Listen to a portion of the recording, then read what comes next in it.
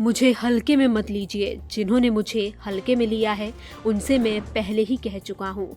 मैं एक सामान्य पार्टी कार्यकर्ता हूँ, लेकिन मैं बाला साहेब का कार्यकर्ता हूँ और सभी को मुझे इसी समझ से लेना चाहिए। इसलिए जब मुझे हल्के में लिया गया तो 2022 में तांगा पलट दिया। ये बयान है महाराष्ट्र के डिप्टी सीएम एकनाथ शिंदे का। कि मुझे हल्के में नहीं ले, एक कार्यकर्ता हूँ, बाला साहब और दिगे साहब का कार्यकर्ता हूँ और इसलिए जब हल्के में लिया 2022 में टांगा पलटी कर दिया, जिसमें कई सवाल छिपे हैं। पहला सवाल, वो किसके सियासी तांगे को पलटने की बात कर रहे हैं। इस पर उद्धव की पार्टी का क्या कहना है? क्या उनका इशारा महायुति की तरफ है? आइए इन सवालों के जवाब के साथ ही ये समझने की कोशिश करते हैं कि महाराष्ट्र में क्या सियासी खिचड़ी पक रही है। पिछले कुछ दिनों से महाराष्ट्र के डिप्टी सीएम एकनाथ शिंदे अपने बदले हुए रुख का ट्रेलर दे रहे हैं। 2 दिन पहले उन्होंने कहा था कि उन्हें कोई हल्के में लेने की गलती ना करे, वो तांगा पलट देते हैं।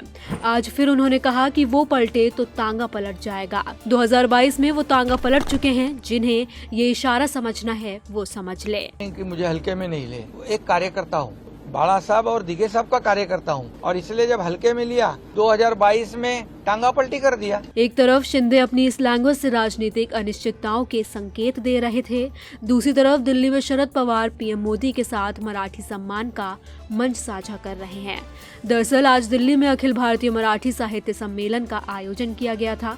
इस मंच पर पीएम मोदी, शरद पवार और महाराष्ट्र के सीएम देवेंद्र फडणवीस मौजूद थे। इन तस्वीरों में पीएम मोदी और शरद पवार की मित्रता दिख रही थी। पीएम मोदी शरद पवार को बैठने में मदद करने के लिए कुर्सी दे रहे थे, उन्हें खुद से पानी का ग्लास ऑफर कर रहे थे। वैसे तो पीएम मोदी खुले मंच से शरद पवार की तारीफ करते हैं, लेकिन सार्वजनिक मंच पर पीएम मोदी की इस बॉडी लैंग्वेज के राजनीतिक अर्थ निकाले जा रहे हैं। बीते दिन की भी एक तस्वीर काफी वायरल है, जब दिल्ली की सीएम रेखा गुप्ता के शपथ ग्रहण समारोह में पीएम मोदी एकनाथ शिंदे से मिले। बाकी नेताओं को पीएम मोदी नमस्कार करके आगे बढ़ रहे थे, लेकिन जब वो शिंदे के पास पहुंचे तो काफी देर तक रुके, उनसे बात की। इस छोटी सी मुलाकात और बात से ये संकेत तो मिले कि शिंदे पर पीएम मोदी की ठीक ठाक राजनीतिक नजर है। दरअसल ऐसी खबरें चल रही हैं कि महाराष्ट्र में महायुति गठबंधन के भीतर दरार है। इसके पीछे तर्क ये है कि उप मुख्यमंत्री एकनाथ शिंदे हाल में 3 हाई प्रोफाइल सरकारी कार्यक्रमों से अनुपस्थित रहे हैं।